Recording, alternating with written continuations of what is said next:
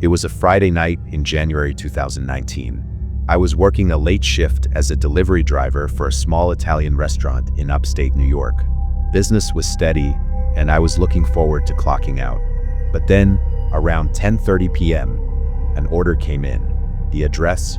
A cabin in Whispering Pines, an isolated area about 30 minutes from town. Most locals avoided the place. Over the years, there had been whispers, disappearances, strange lights in the woods, ghost sightings. I dismissed the stories, but now, sitting in my car with the receipt in hand, unease crept in. My boss, Sal, noticed my hesitation. "You don't have to take it," he said, his voice unusually serious. That area's had its issues, but I needed the tip. Curiosity outweighed caution. "It's just a delivery," I shrugged. "I'll be back in an hour." The drive started uneventfully. Town lights faded, replaced by the inky darkness of the countryside. Snowflakes fell gently, coating the road in white. My car's heater barely kept the cold at bay, and the radio was all static. As I turned onto a narrow dirt road, the forest seemed to close in. Tall pines loomed overhead, skeletal shapes against the cloudy sky. Then I saw it. Footprints, large, inhuman, leading from the road into the woods. I swallowed hard and drove on. The cabin appeared suddenly. Small, shadowed, boarded up windows. A faint light flickered inside, casting long, unsettling shadows. I parked, grabbed the pizza, and approached. The air was frigid, tinged with the smell of burning wood and something metallic. I knocked. The sound echoed unnaturally. After a long pause, the door creaked open. A man stood there, thin, gaunt, deep-set eyes that seemed to pierce right through me. He gestured for me to come inside. I hesitated but stepped in. The interior was dim, lit only by a single lantern. The walls were lined with yellowed, peeling wallpaper. A wooden table, a single chair, a moth-eaten couch, sparse and cold. On the table, a stack of cash beside an empty plate. "Leave it there," he rasped. I set the pizza down, reaching for the cash. But then I saw them. Photographs. Dozens. Each one showed the cabin. Day, night, decades apart. And in every single one, a shadowy figure in the window, watching. I turned to leave. "Wait," the man said. "Can you do me a favor?" Before I could answer, whispers. Soft, faint, echoing, growing louder. "Did you hear that?"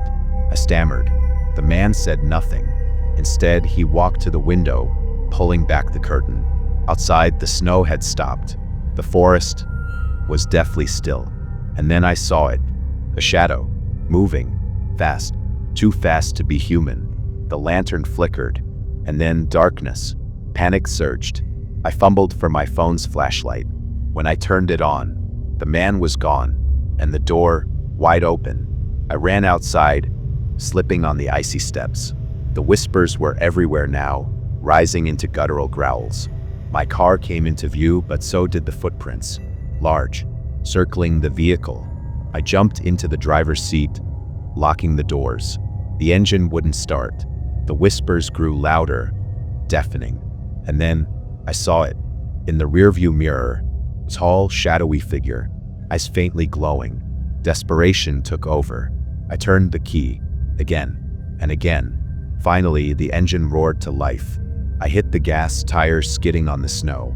In the mirror, the figure, standing in the middle of the road, watching.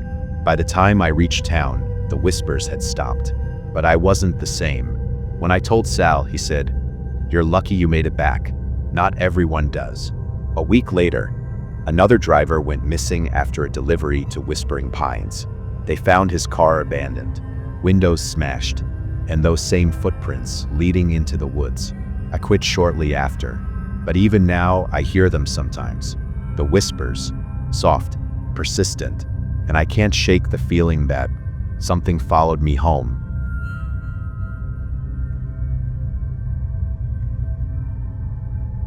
It was a rainy April night in 2021. I was working the closing shift at a local burger joint in a small Midwest town. The rain was relentless, pounding against the windows and flooding the streets. Business was slow, and I was counting down the minutes until my shift ended. But then, at 11:45 p.m., just 15 minutes before closing, an order came in. The address? Ridgeway Lane. I had never heard of it before. Pulling it up on my GPS, I realized it was on the outskirts of town, surrounded by farmland and dense forests. Late-night orders to places like that always creep me out, my coworker muttered as I packed the delivery. I laughed nervously, grabbing the bag. It's just a burger and fries. I'll be back in no time, I said, more to convince myself than anyone else. The rain made driving a nightmare. Visibility was reduced to just a few feet ahead of my headlights. The GPS led me to a narrow, winding road that quickly turned into a dirt path. Tall trees lined both sides, their branches swaying ominously in the wind. The radio cut out, replaced by bursts of static. I turned it off, but the silence was worse. Just the relentless pounding of rain on the roof, and the occasional splash as I drove through puddles. Halfway down Ridgeway Lane, I saw it. A bundle of fabric in the road, soaked and crumpled. I slowed, squinting through the rain. It looked like a jacket, or maybe a bag. Then it moved. It jerked suddenly, sliding toward the ditch. My stomach tightened. I hit the gas, speeding past, not daring to look back. The GPS finally announced, "You have reached your destination." But there was no house, just a long gravel driveway disappearing into the darkness. Reluctantly, I turned onto it. At the end stood a farmhouse. Small, old. The porch sagged, the windows boarded up. A single lantern hung by the door, its weak glow barely piercing the rain. I parked and hesitated. Then my phone buzzed. A text, "Bring it to the door. Don't leave it on the porch." The words felt off, but I blamed the weather and grabbed the delivery bag. As I approached, the sound of rain faded. A low hum replaced it, distant yet persistent, almost like chanting. I knocked. The chanting stopped. The door creaked open just a crack. A pale hand reached out, pulling the bag inside. That'll be $18.50, I stammered, trying to peer through the opening. The door opened slightly wider, revealing a woman's face. Her skin was pale, waxen. Her sunken, bloodshot eyes didn't blink. She smiled, but it didn't feel right. "I'll get the money," she rasped, her voice dry and cracked, like dead leaves. As she disappeared into the darkness, the hum returned, louder this time. I leaned against the doorframe. The vibration was coming from the walls. Minutes passed. She didn't come back. I knocked again. "Ma'am, are you okay?" No answer. But then a loud thud from inside, followed by a dragging sound. My heart raced. Against my better judgment, I pushed the door open. The room was dim, lit only by a single, flickering bulb. The air smelled damp, metallic. On the far side of the room, a door stood ajar, leading to a basement. The dragging sound grew louder. "Hello," I called, stepping further inside. The basement door slammed shut. Every instinct screamed at me to leave, but something compelled me to stay. Maybe concern, maybe something darker. I approached the basement door and turned the handle. It opened easily. Cold air hit me. The metallic smell intensified. At the bottom of the staircase, flickering candlelight illuminated the room. The dirt floor was marked with chalk symbols, intricate and otherworldly. In the center knelt the woman, her back to me. She muttered in a rhythmic chant, her voice rising and falling. "Ma'am," I whispered, my voice trembling. "Are you okay?" She stopped. Her head turned. Slowly. Too far. Her eyes were pitch black. Her smile stretched unnaturally wide. "You shouldn't be here," she whispered. The candles extinguished themselves. Darkness swallowed the room. A guttural growl echoed from the shadows, followed by heavy footsteps. I bolted up the stairs, slamming the basement door behind me. The hum turned into a deafening roar. The walls began to shake. I threw myself out the front door, slipping on the muddy porch. Scrambling to my car, I started the engine, glancing back at the house. She stood in the doorway, her black eyes glowing faintly. Behind her, a tall, shadowy figure loomed. Its limbs were impossibly long. Then, I didn't wait. Speeding down the driveway, I saw them watching. They didn't move. They didn't need to. Back at the restaurant, I couldn't stop shaking. My coworker asked what happened. Couldn't explain. Later, I searched the address. What I found chilled me. The house on Ridgeway Lane burned down over a decade ago. No one had lived there since. Even now, in the dead of night, I sometimes hear it. The hum, low, persistent, a reminder of that farmhouse and whatever waited inside.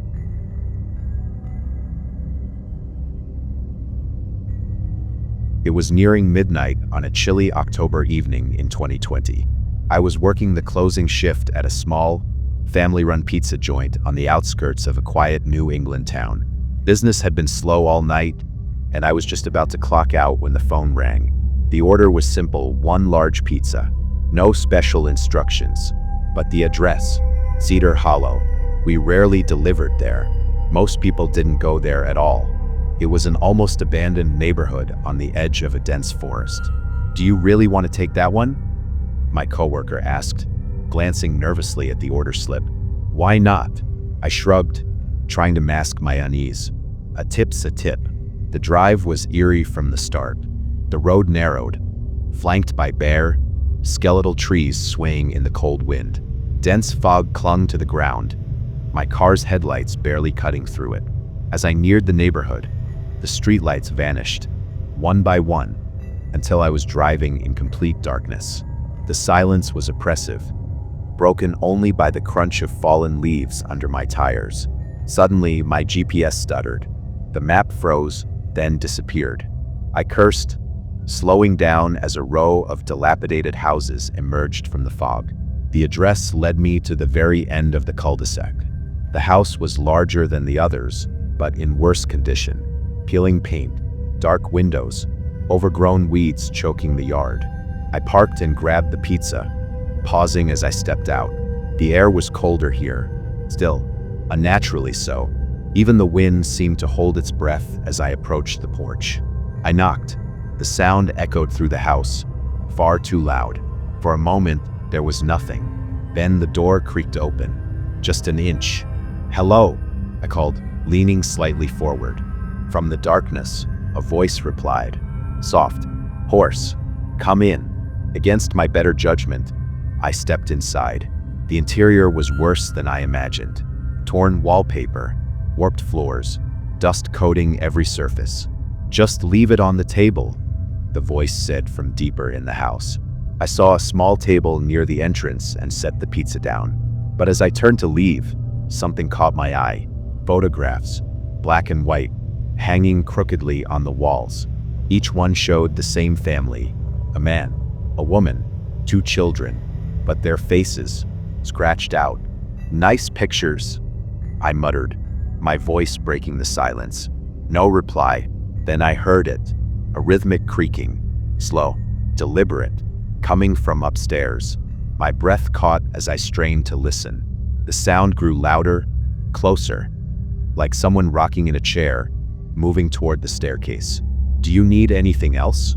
I called, my voice trembling. Silence.